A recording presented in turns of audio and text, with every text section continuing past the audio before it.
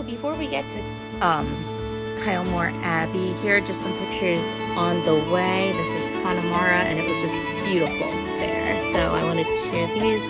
But Kylemore Abbey is a Benedictine monastery found in 1920 on the grounds of Kylemore Castle in Connemara, Galway. The abbey was founded for Benedictine nuns who fled Belgium during World War I. Today, under the today, under the Kylemore Trust, it continues its mission as a Benedictine monastery, holding Kylemore and its spiritual mission, built heritage and trust for the Irish nation. Operates as one of Ireland's leading visitor attractions. Kylemore Castle was built in 1868 as a private home for the family of Mitchell Henry, a wealthy doctor from London whose family was involved in textile manufacturing. He moved to Ireland when he and his wife Margaret purchased the land around the abbey after having traveled. Again, I'm sorry if I got cut off. But yes, they moved there after their honeymoon, and Henry became a politician, becoming MP for County Galway. Hi, so I just wanted to come on and talk a little bit about what comes next, because I'm going to show a couple of clips, because we had a medieval dinner and show in a real 14th century banquet hall of a castle, and it was amazing. This was probably my favorite thing about Ireland, although I'd probably say that about everything, to be honest, but this was something special, and I absolutely loved it. I actually heard people at our dinner the night before talking about how they were going to some medieval dinner and show, and I was like, I've got to look this up because that is right up my alley. But now I'm going to show a few clips of the show because I don't want to spoil it for people who will actually go there. Please excuse if I mispronounce the name of this castle. I'm also reading off of my computer here, so excuse me if I'm like staring at a screen. That's not my phone.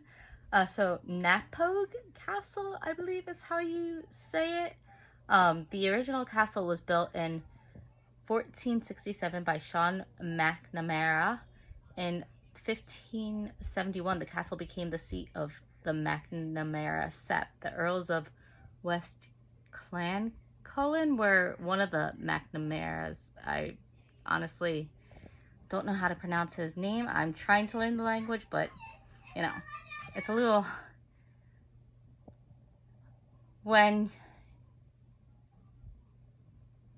you know you've only spoke one language all your life, it's a little bit hard, but I'm trying very hard. I would love to be able to speak fluently in the Irish language someday, but I'm nowhere close to being there. So back to what I was saying, where one of the McNamaras was a leader of the Irish Rebellion of 1641, and it remained in the McNamara's hands throughout the Irish Confederate Wars of the 1640s.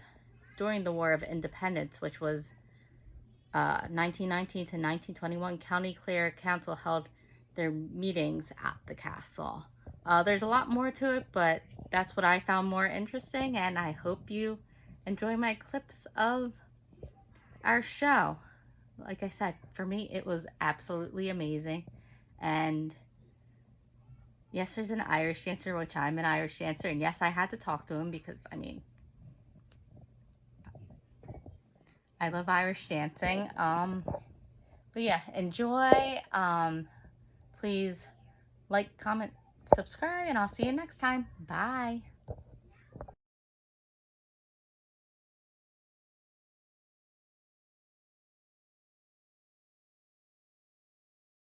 She smiled, she passed me by.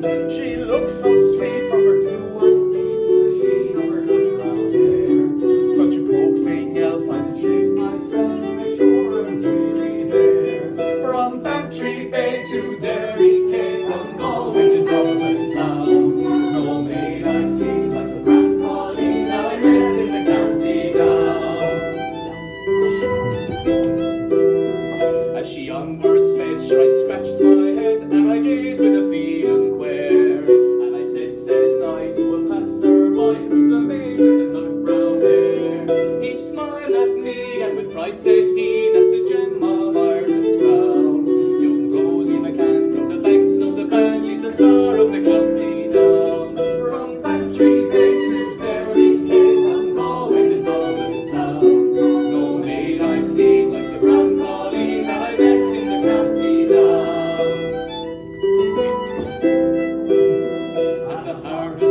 she'll be surely there. So I'll dress in my Sunday clothes, and I'll try sheep's eyes, tell the lunarin lies, for a smile from my hot brown rose. No pipe I'll smoke, no horse I'll yoke, till my plough with the rust turns brown, and a smiling bride by my own fireside sits the star of the county down. From Bantry Gate to Derry Cave, from Galway to Dublin town, no maid I've seen like the brown colleen.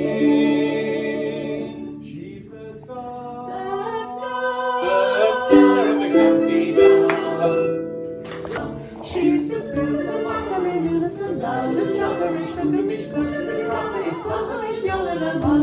Oh, Rhoda Colleen is brutally